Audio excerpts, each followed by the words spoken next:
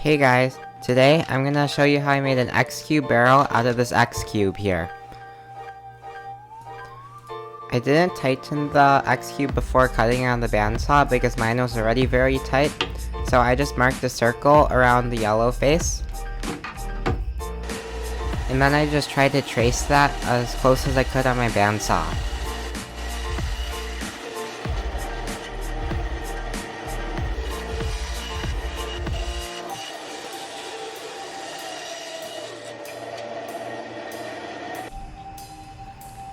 This is what it looked like after I finished all the cutting.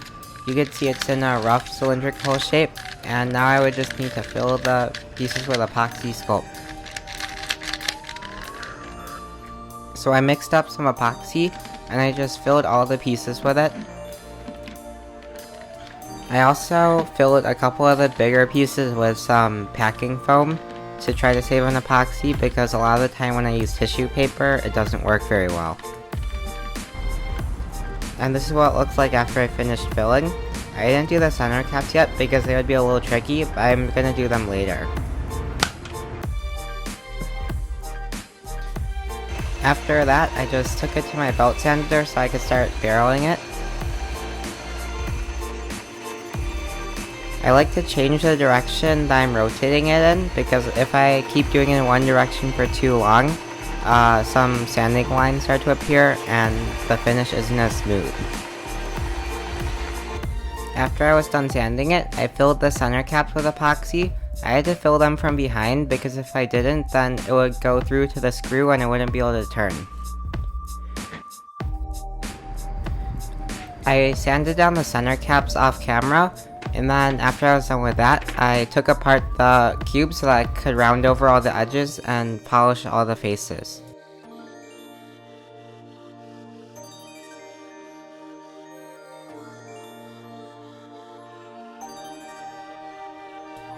After I finished doing that, I slowly assembled the cube, and you could see that the finish on all the pieces is really nice and smooth.